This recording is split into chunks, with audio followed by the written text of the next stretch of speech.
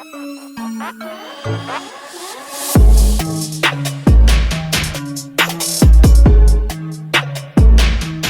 everyone, welcome to Kempner Canucks. My name is Rev Trev. So glad that you're here. Today we're going to be talking about Brock Boeser, and I believe that Brock Boeser is going to be Brock Bounceback Boeser.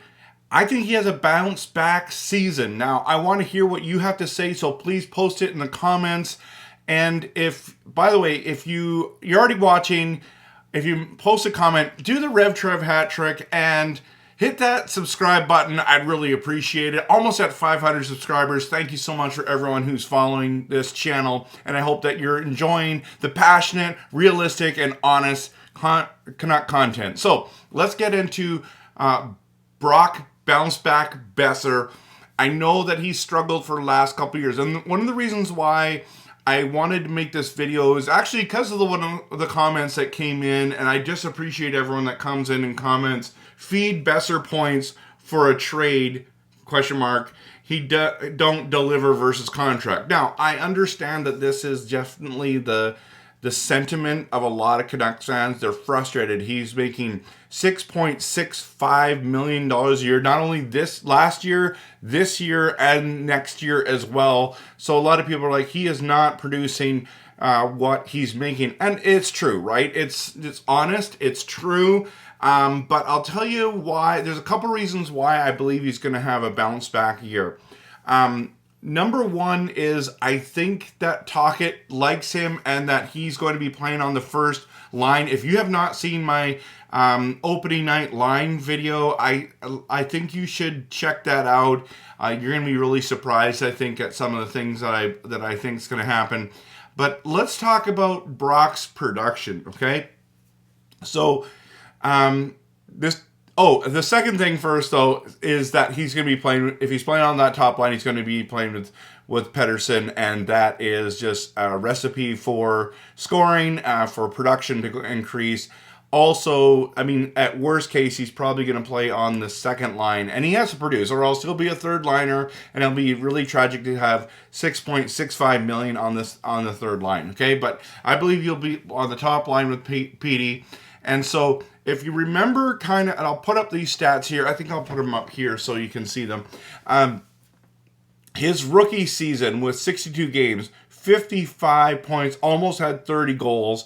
And his next year, he followed it up with incredible production. Again, 56 points in a couple more games, 26 goals.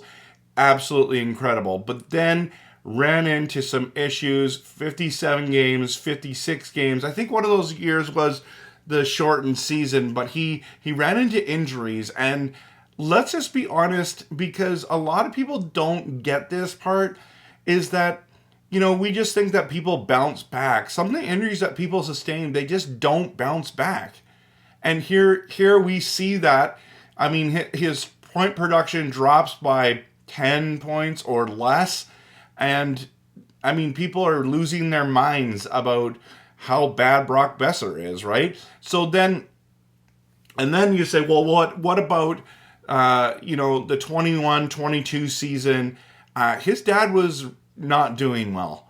And he ended up, unfortunately, passing away. And you're seeing the production drop because of that. And this is one thing I want to just really commend the Canucks for. And I understand it's a cutthroat league and you gotta win and you gotta produce, but you didn't let him go. And he had some really tough injuries, and then his dad passes away. And I don't care who you are, when you're close to your father, that really affects you. And I commend the Canucks for sticking with Brock Boeser. Now, interesting, when all these trade rumors, Brock has said every single time, I want to play in Vancouver. This is where I want to be. He's got a tie to us and he wants to produce. Okay, so last year had a down year goals-wise, 55 points, right?